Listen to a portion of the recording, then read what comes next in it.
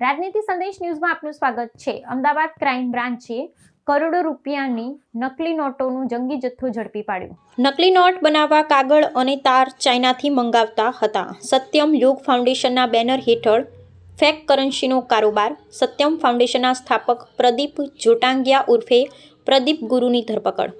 અમદાવાદ અને સુરત પોલીસે સંયુક્ત રેડ કરી સુરતમાંથી ફેક કરન્સીનો ખેલ ખોલ્યો। ફેક કરન્સી છાપવાનું મશીન, કાગળ અને અન્ય સાહિત્ય કરાયું જપ્ત। સત્યમ યુગ ફાઉન્ડેશનમાં રેડ દરમિયાન 80 લાખની 500ના દરની નકલી નોટો ઝડપાઈ। હાઈ ક્વોલિટીની ફેક કરન્સી પકડાઈ નહીં તે માટે અનોખી મોડસ ઓપરેન્ડી। તમામ ફેક પર કરન્સીના સિરિયલ નંબર અલગ અલગ હોવાનું સામે આવ્યું। ગુજરાત સહિત અન્ય રાજ્યોમાં ફેક કરન્સીનું નેટવર્ક ચકાસવા કડક પૂછપરછ। હાઈ ક્વોલિટીવાળી 500 રૂપિયાના દરની નકલી નોટોનો જથ્થો ઝડપાયો। ફોર્ચ્યુનર કારમાંથી 2 કરોડની નકલી નોટો સાથે 6 શખ્સોની ધરપકડ। એક મહિલા સહિત કુલ 6 શખ્સોની પૂછપરછમાં થયો મોટો ઘટસ્ફોટ। સુરતના સત્યમ યુગ ફાઉન્ડેશનમાં ચાલતો હતો નકલી નોટો બનાવવાનો કારોબાર। હાઈ ક્વોલિટી નકલી નોટો બનાવવાના પ્રિન્ટર મશીન સહિત તમામ મુદ્દામાલ જપ્ત। સુરતમાંથી પણ 80 લાખની નકલી નોટોનો જથ્થો મળી આવ્યો। ક્રાઇમ બ્રાન્ચની તપાસમાં નકલી નોટોના કારોબારનો મોટો ઘટસ્ફોટ થયો। નકલી નોટોની હેરાફેરીના કૌભાંડમાં પડદા પાછળ રહેલા ચહેરા પણ થશે બેનકાબ। ક્રાઇમની તપાસમાં નકલી નોટોનું રાષ્ટ્રવ્યાપી કૌભાંડ ખુલે તેવી શક્યતા। આપ સૌનો જાણ કરવામાં આવે છે કે જે આરોપીઓ હતા એ લોકો ચાઇનાથી જુદા જુદા પોર્ટલ મારફત અને એજન્ટો મારફત એ લોકો દ્વારા હાઈ ક્વોલિટી નોટ્સ અને પ્રિન્ટિંગ મટીરિયલ ઇમ્પોર્ટ કરવામાં આવેલું હતું, જેમની પેમેન્ટ અત્યાર સુધી મળતી માહિતી મુજબ એ લોકો આગળ ક્રિપ્ટોમાં કરવામાં આવેલ હતી। તે ફાઇનાન્શિયલ લિંક્સની તપાસ અત્યારે ચાલુ છે। વધુમાં આપશ્રીઓનો જણાવવામાં આવે છે કે અમદાવાદ ક્રાઇમ બ્રાન્ચ દ્વારા આરોપીઓની પૂછપરછમાં ખબર પડી કે એ લોકો સેટિંગ કરવા માટે, કેલિબ્રેશન કરવા માટે એ લોકો ચેટ જીપીટી અને જુદા જુદા એઆઈ એજન્ટ જેથી સારી ક્વોલિટીનો પ્રિન્ટઆઉટ થાય અને એ પણ નોટ કોઈ સામાન્ય માણસ સામાન્ય રીતે નહીં ઓળખી શકાય એ રીતને એ લોકો દ્વારા એઆઈની પણ મદદ મેળવવામાં આવેલ હતી। સર, કોનો જે રોલ છે 7 જણાનો રોલ શું છે? દરેકનો એક વ્યક્તિનો રોલ સમજાવો। એમાં જે મુકેશભાઈ ઠુમર છે એ અને બીજા જે આરોપીઓ છે એ લોકો દ્વારા પ્લાનિંગ કરવામાં આવેલ હતું કે એ હાઈ ક્વોલિટી નોટ્સ બનાવશે જેથી એ લોકો આર્થિક વ્યવહારમાં એ લોકો નોટ્સનો વાપરશે। પહેલાં એ લોકો દ્વારા અમુક છૂટક હાઈ ક્વોલિટી નોટ્સ બનાવવામાં આવેલ હતા, જે લોકો છૂટક રીતે તેમજ મોટી એ લોકોએ કોઈ લેવડ દેવડ કરી હોય એમાં મિક્સ કરીને પણ આપવામાં આવેલ હતો। જ્યારે એ લોકો સક્સેસ થયા કે છૂટકમાં પણ આ નોટો પકડાવતી નથી ત્યારે એ લોકોએ આગળ બીજા એજન્ટ્સો શોધ્યા અને જે ઉપર આગળ ક્રાઇમ બ્રાન્ચ અત્યારે તપાસ કરી રહી છે।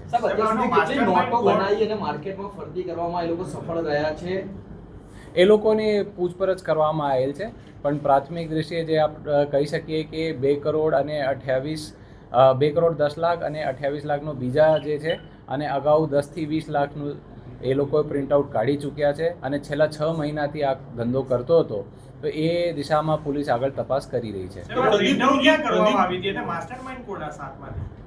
એ લોકોની ભેગા મળીને પ્લાનિંગ કરવામાં આવેલ હતી કે કઈ રીતે એ નોટ બનાવી શકે। તો એ લોકોએ જુદા જુદા લોકો જોડે વાત કરી અને એ લોકોનો ખબર પડી, એ પોતે પણ રિસર્ચ કરતા હતા તો એમને એક એજન્ટ મારફત એમનો અમુક ચાઇનીઝ કોન્ટેક્ટ્સ મળ્યા અને એ ચાઇનાથી એ લોકો ડુપ્લિકેટ ઓળખાણ છુપાવી ડબ્બાઓમાં, પુઠ્ઠાના બોક્સીસમાં જે હાઈ ક્વોલિટી પ્રિન્ટિંગ મટીરિયલ છે જેમાં ઘણા બધા સિક્યોરિટી ફીચર્સ પ્રી એમ્બેડેડ હોય કે જે હાઈ ક્વોલિટી કાગળ હોય એમને અંદર પ્રી એમ્બેડેડ એ લોકો સિક્યોરિટી ફીચર સાથે એ કાગળો ઇમ્પોર્ટ કરાવ્યા હતા અને ફાઇનલ અહીંયા એસેમ્બલી કરીને પ્રિન્ટઆઉટ કાઢીને એ લોકોનું વાપરવામાં આવેલું હતું। તો પ્રદીપ ગુરુજીનો શું રોલ છે? મેઇન આરોપી એ છે, એના આશ્રમમાં બનતું હતું? એ જે છે એ રંગે હાથો પકડાયેલા છે અને આગળની પૂછપરછ ચાલુ છે। બેકગ્રાઉન્ડ શું છે? એ પ્રદીપજી છે એક યોગ ગુરુ કહે છે અને એ જે આપને એ લોકોના ત્યાં ભેગા થયા હતા બધા આરોપીઓ અને એમને જે ગાડીમાંથી મુદ્દામાલ સાથે અટકાયત કરવામાં આવેલ છે। પકડવામાં આવી છે સર, એ નોટો ક્યાં લઈ જતા હતા? મતલબ અમરાવતી આપણે પકડી છે, પણ ક્યાં કોણે સપ્લાય કરવાના? એ આગળ આપણે બીજા 2 આરોપીઓનો પણ નામ મળેલા છે જેમના ઉપર તપાસ ચાલુ છે, જેમના ઉપર એ અમુક ટકાવારીમાં નક્કી કરીને એ વાપરવાનો પ્રયાસ કરતા હતા। અમદાવાદના કે બહારના બંને? જે છે એક અમદાવાદનો છે અને એક બીજા બહારના છે, એમના ઉપર પણ આપણે તપાસ ચાલુ છે અને અમુક જે ચાઇનીઝ એજન્ટ અને ચાઇનીઝ પોર્ટલ્સના અને જે ચાઇનીઝ ટેકનિકલ ડિટેલ્સ મળી છે એ દિશામાં પણ અમદાવાદ ક્રાઇમ બ્રાન્ચ તપાસ કરી રહી છે. કેટલા સાહેબ, રૂપિયા આરોપી મુકેશ અને જે પ્રદીપ ગુરુજી છે બંનેનો શું સંપર્ક હતો, કેવી રીતના કોન્ટેક્ટમાં આવ્યા અને આ નોટોનો જે પ્લાન કોણ હતો, ગુરુજીનો હતો કે એ લોકો અગાઉ જે યોગ ફાઉન્ડેશન ચાલે છે એ બધા એમાં મેમ્બર હતા, જેમના સંચાલક એ પ્રદીપ મહારાજ ગુરુજી જોટંગિયા હતા.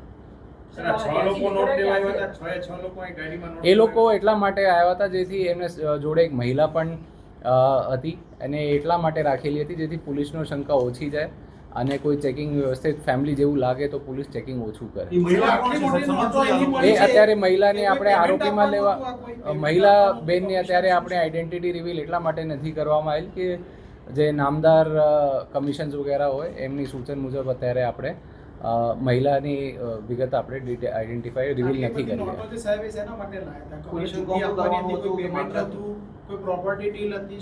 હા, એ આપને જે અગાઉ જાણ કરવામાં આવેલું છે કે એ લોકો જ્યારે પહેલાં છૂટક નોટો પ્રિન્ટ કાઢી અને એમને છૂટક રીતે પણ વપરાશ કર્યું અને એમનો કોન્ફિડન્સ વધી ગયું કે ભાઈ છૂટક સિંગલ નોટ પણ ઓળખાતા નથી, ત્યારે એ લોકોનું કોન્ફિડન્સ વધ્યું અને ધીમે ધીમે એમને ક્વોન્ટિટી વધારવાનું ચાલુ કર્યું અને એમને જે આગળ જે દિશામાં તપાસ ચાલી રહી છે એમાં જે એજન્ટ આઈડેન્ટિફાઈ થયા છે જેમને આ ટકાવારીમાં વેચવાના હતા તો એમના ઉપર આપણે તપાસ અત્યારે ચાલુ છે.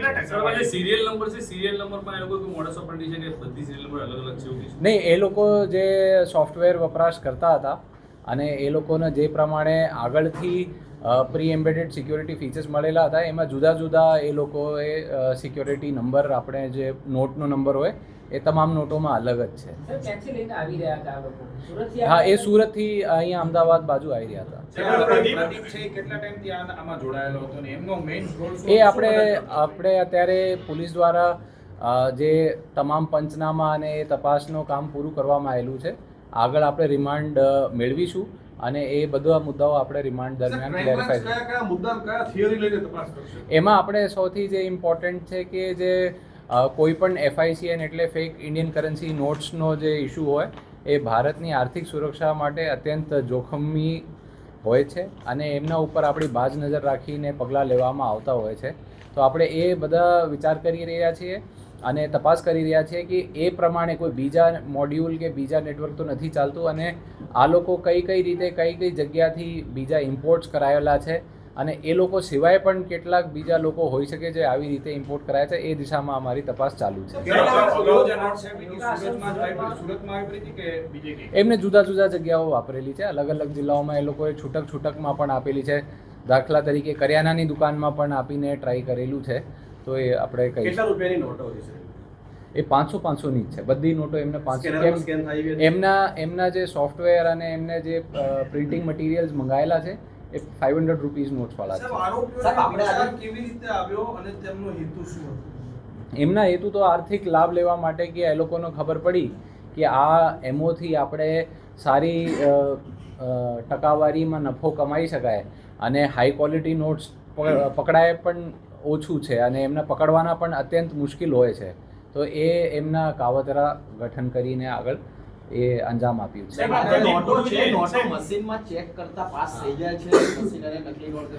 એ આપણે જે અમુક સિક્યોરિટી ફીચર્સ છે એ અમે અમારા દ્વારા જે RBIની યુનિટ છે અને FSLમાં ત્યાં મોકલવામાં આવશે, પણ સામાન્ય દેખાતી રીતે એમનો પકડવાના મુશ્કેલ લાગે છે એટલા માટે એ લોકો અત્યાર સુધી સક્સેસ થયા હતા. એ લોકોનો અમુક લેતી દેતીના પ્રશ્નો છે પણ ગુનાહિત ઇતિહાસ અત્યારે તપાસ કરી રહ્યા છે. એ ચેક બાઉન્સ અને 138 વગેરેના 1-2 ઉપર ઇસ્યુ ચાલે છે. એ મુકેશભાઈ ઉપર જ 138નો એક ઇસ્યુ ચાલે છે, એ આપણે તપાસ કરી રહ્યા છીએ. પ્રદીપ ઉર્ફે ગુરુજી રાજકોટમાં પણ રૈયા રોડ ખાતે લોકોનું ફૂલેકું ફેરવીને ત્યાંથી ભાગી છૂટ્યો 5 વર્ષ પહેલા એવી વાત સામે આવી રહી છે. તેને લઈને કોઈ ગુના, તેની કોઈ ભૂતકાળ સામે આવે છે? એ આપણા રિમાન્ડ દરમિયાન બધા મુદ્દાઓ આપણે કવર કરવામાં આવશે. સાહેબ, એનો જે યોગા આશ્રમ છે એની સીધી રીતે સંડોવણી અને અનુયાયીઓ આવતા એનો ઉપયોગ કર્યો હોય એવું ખરું?